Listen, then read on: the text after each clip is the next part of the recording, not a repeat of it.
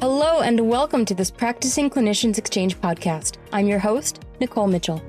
This is the last of a 4-part podcast series based on the webinar, Improving HIV Prevention in Primary Care, the Evolution of PrEP.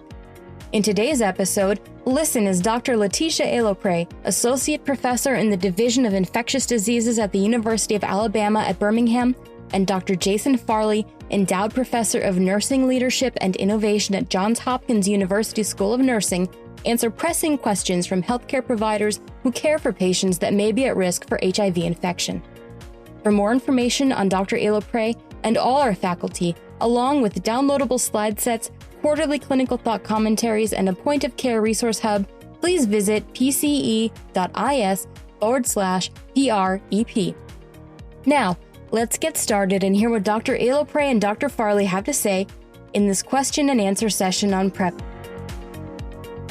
Okay, so I see a ton of questions, so we can definitely go through all of those after we finish the take-home points. But I hope that everyone now feels a little bit more comfortable knowing that PrEP is a strategy that is accessible to prevent HIV, with the idea of incorporating sexual history taking and overall sexual health promotion into routine care as a part of HIV prevention, having at your disposal some tools that help in regards to taking sexual histories like pre-templated scripts, having the 5 Ps, and thinking about models like Explicit, where you ask patients for permission to discuss sometimes sensitive topics.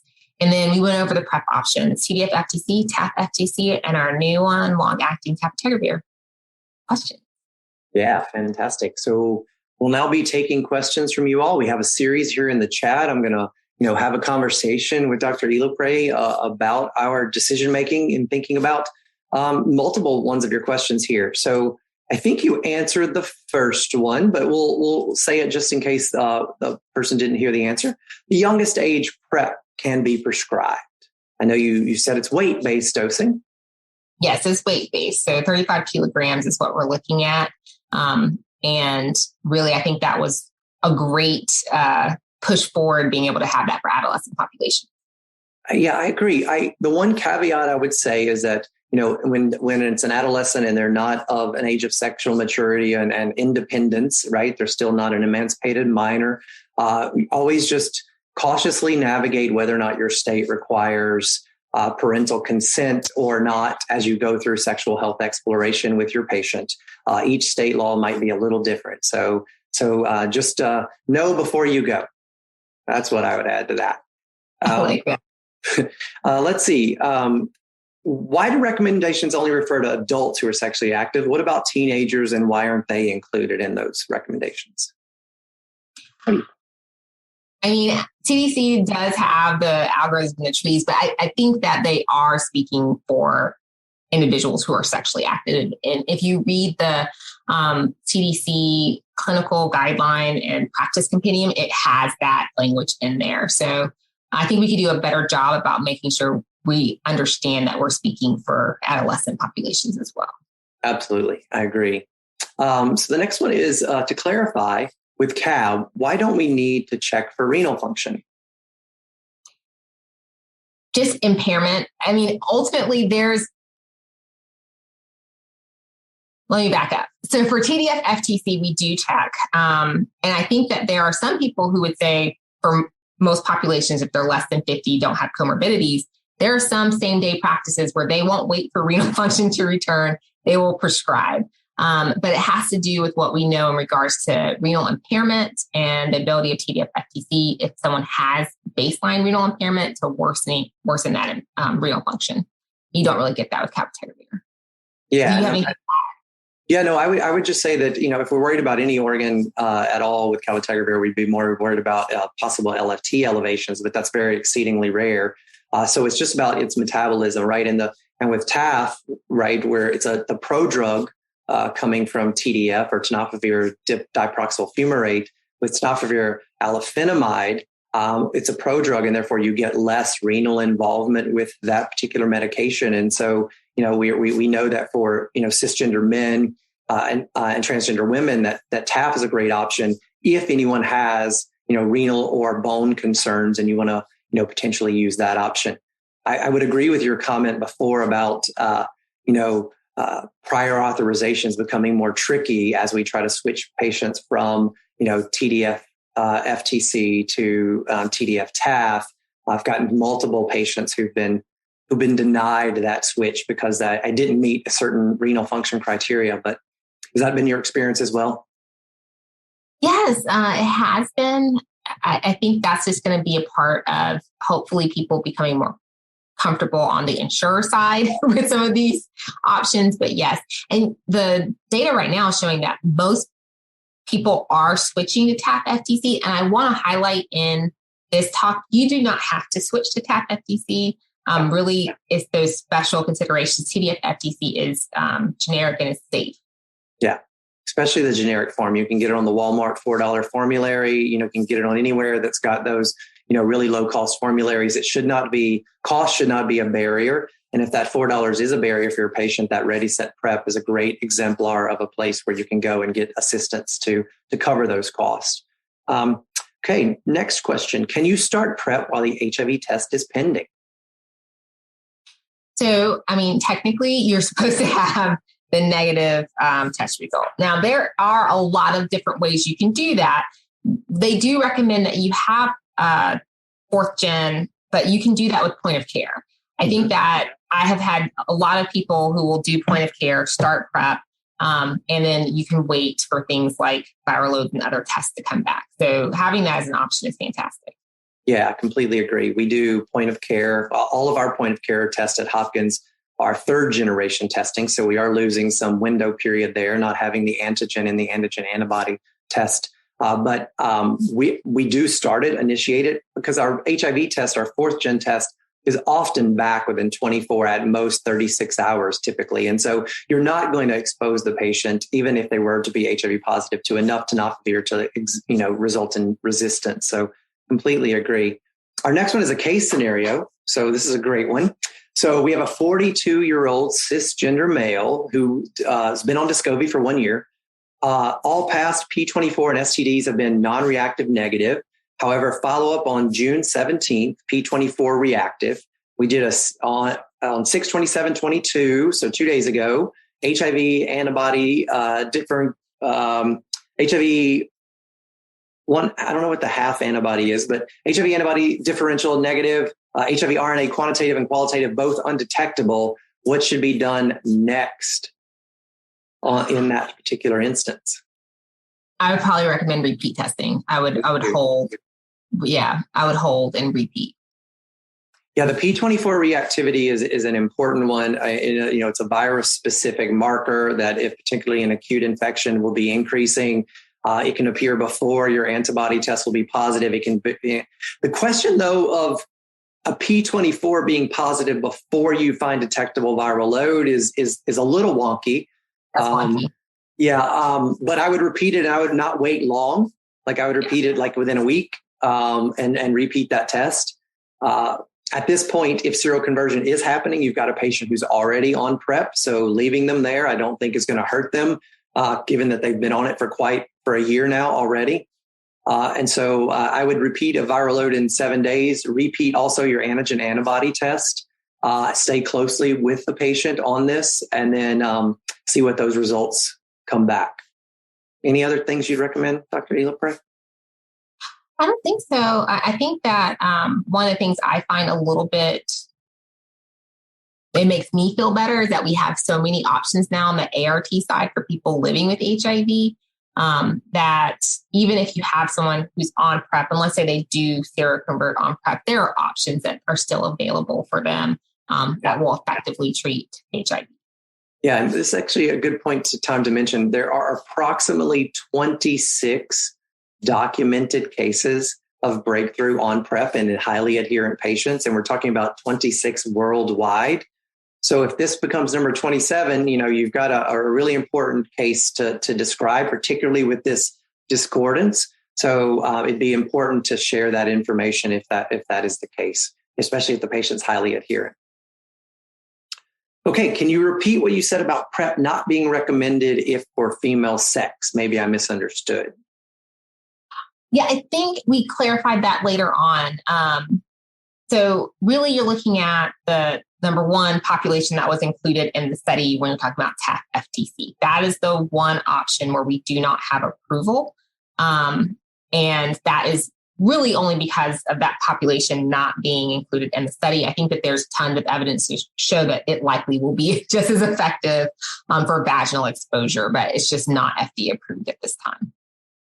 Yeah. The next question is an interesting one. So not that they're all not interesting, but this is, if someone is monogamous for years and not worried about STDs, how would you educate them about PrEP? Would you only recommend it if they break up and start having sex with other people? So, I always try to frame sexual health in the framing of that patient, that person, that client, not focusing necessarily on always understanding or knowing your partner's practices. Yeah. So I still always educate in regards to what it means and their goals to be sexually healthy and options available for STI and HIV prevention. I think there's been a lot that has shown in the literature that we are not good at predicting our partner's behavior. So just always staying educated, having that in the back of your mind, if you ever change and your sexual health goals shift and maybe the relationship dynamics change, that you have options available to you. I completely agree. I think that's well said. What is the definition of severe renal dysfunction? So we were talking about renal impairment in light of TDF-FTC and TAF. So I believe it's less than 50, but please correct me if I'm wrong in regards to when you are not supposed to prescribe TDF-FTC. Yeah, I think that there are certainly indications for patients living with HIV in which less than 50 we would still be utilizing it. As with someone moves down stage 3A on down toward dialysis, dosing changes. But now we have new options and don't use tenofovir, obviously, in patients with HIV. So for in that circumstance where a patient's GFR is below 60, and it's a cisgender male or a transgender woman or a person who injects, can't add people who inject drug to that category. But in cisgender men and transgender women, you don't have to use TDF. You could switch to TAF. And that's the perfect indication to get the prior authorization approved. Anyone with a GFR less than 60 is your golden ticket, easily getting that approved. So let's see. Is PrEP available for correctional medicine providers? I do know of that being done, but I think it's specific to state policy and guidelines. Yeah. Yes, that is right. It's all about the state. And the feds have a different answer to that question than the states will. So it depends on which form of correctional institution you were talking about. People whose liberty is restricted, maybe they're in a detention center and they're with a little bit more liberty, also have different rules than people who are maybe in a formal correctional system. So you want to check with your state-based guidelines on that. Have you had much experience prescribing PrEP for patients on Medicare? Just wondering if Medicare is covering this. I've had patients on Medicare get PrEP. I haven't had any issue. Yeah, no. Plus, remember, HIV testing is a grade A recommendation for everyone. So Medicare covers that. The CDC guidelines, depending on who you're looking at, the USP STF, I think, stops at 65, whereas CDC says up to 64. So you have 1 year there of Medicare. But if you have a compelling indication, I have used it as well in patients on Medicare. So far, so good. See, when do you initiate, and if you're willing, and when do you initiate if you're waiting for HIV screening results? Again, if you're doing the point of care testing, it comes back within 10, 20 minutes. So you can still do that same day PrEP in that setting. For sure. Yeah. If a patient is there asking you for PrEP that day, or maybe they've had an STI and they're there in your clinic for an STI evaluation or syndromic, condition consistent with an STI, that's the perfect conversation for a PrEP initiation. And, in addition to starting their treatment for the STI, at least having the conversation and brokering whether or not you can do HIV testing and then potentially initiate PrEP was a perfect. I think the biggest missed opportunity we have are among sexual health visits. So young people who are only coming to see a provider because of their sexual health, because they have no other reason to see us, in which we don't talk to them about PrEP. It's a really important place to integrate PrEP. Let's see. What are your clinical best practices for implementing the new CDC PrEP guidelines? Specifically in regards to the RNA? Probably, I would say that's the hard one. That's a hard one. Honestly, in our clinic, we've gone back and forth about how often we really need it.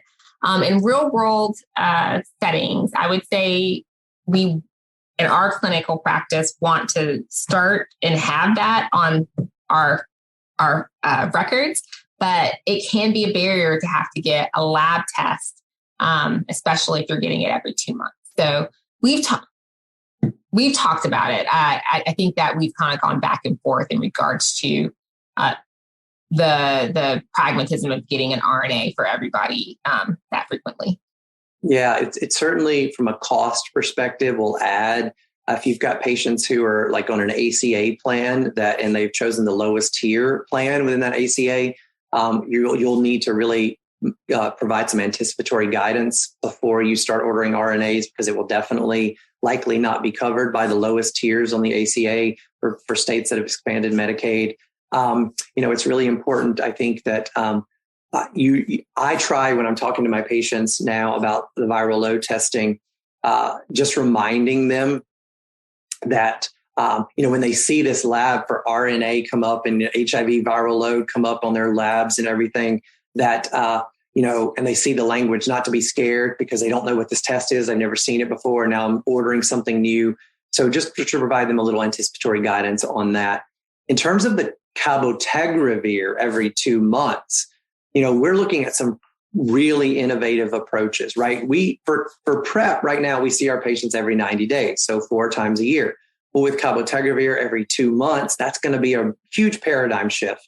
And so what we're trying to figure out is on that every other month visit, how not to have to see the patient by the provider. So is it a nurse visit? Is it a pharmacy visit? Is it a telehealth visit in which we get somehow a kind of a community-based program to do an injection?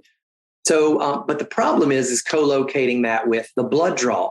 And so here in Baltimore, for example, what we're exploring is we have several of our Safeways, Walgreens, and others that have labs inside them. They're not part of like minute clinics. They actually have just like a LabCorp or a Quest diagnostic lab physically in their pharmacy. And so if they can go in and get the injection by the pharmacist and they can get their blood drawn at that same visit, then we could follow up with a phone call every other visit as opposed to having to see them. So we're trying to be innovative and trying to not add burden because that is the one problematic piece with a cabotegravir regimen. You guys doing anything different in Alabama? Alabama, we are non-Medicaid expanded and we do not have that ability for our pharmacies to do lab draws or to inject. So I think that has been a limitation in regards to some of the innovation I've seen other places do. So I think we're trying to figure out if there's a way for us to have them just come in for a procedure visit where they see our nurse and potentially for people who have shown not having any lapses in their visits for their shots, not doing the lab draw every 2 months, but doing it every other visit. So we'll see. It's hard. It's hard. It's for sure hard. We had a waiting list for a long time for long-acting cabotegravir in our clinic. Did you guys experience the same? Oh, yeah. People were so excited. They really wanted to be on cabotegravir. So I was excited for that as well. The flip side of that, and this is just something, I don't know how you guys are thinking about it, but if someone misses a visit for their injection and are delayed, now cabotegravir gives us a little wiggle room, about a week before we get concerned. But what are you guys doing to make sure patients don't miss that next injection? So this is something that we just started to discuss, and why I was kind of saying that I think there's still time where people are trying to look at tricks to help with adherence for shot visits. So we've been calling preemptively and saying, do you have issues with transportation? Can we get you an Uber? Using some of our 340B funding to try to close and address those gaps. If they've fallen off of that window, then having them at the next visit come in. And if we find barriers, try to address those barriers. But if we don't, and it was really just, oh, my schedule, I forgot, then talk about maybe other options if it seems like it's becoming a pattern. Yeah, that's a great approach. We're looking at similar things about how do we, I'm trying to convince our clinic to think about a mobile injection team. So you could be out of the clinic, just like meeting the patient where they are, going to their home, really trying to think of, because my program through our Center for Infectious Disease and Nursing Innovation, we have a mobile van. And so we're looking at ways in which we could take that van out in the community. And but in communities that are more rural, don't have resources and access, bringing the patient back in just for a nurse or a CMA visit is a perfectly good opportunity. You can do most of that without a provider seeing the patient, and it can all be done via standing order procedures. And so it can make it very quick and very expedient for the patient. Next question. When evaluating the sexual health risk of patients, which toolkits do you most often use in your clinical practice and why? So honestly, I really like having the PROs so we have a screener that patients fill out when they come in, where we assess things like anxiety, depression, substance use, and we take a brief sexual history. That allows me that prompt. If I identify something within that screening questionnaire, to say and use explicit and bring people in and say, oh, I've noticed some people may have a problem with this. Can you tell me more about this? It's okay if we talk about this. So that's probably, I think, the easiest if you can do that. Absolutely. One other thing, that might be somewhat taboo, that against most of our training, but I do a lot of therapeutic use of self when I talk to my patients about their sexual health. I normalize it. I talk about, sex is a pleasurable experience. It is fun. I don't want to medicalize it and bring out this checklist and, start ticking a list of partner. The 5 Ps is a little too medicalized for me in my perspective. So I really try to make it natural and to flow. I'm very open with my patients about being a gay man. I really want them to feel comfortable having conversations about their sex and sexuality. And so I really think as much as you can, bringing your authentic self to the conversation and kind of allowing a little bit of the provider hat to sit to the side when you're having these conversations will take you a long way. Thank you very much, Dr. Elopre and Dr. Farley, and thank you to the listeners for joining us. As a reminder, to view the full program and to join the discussion, please visit the PCE website at pce.is/PREP. As always, thank you for listening.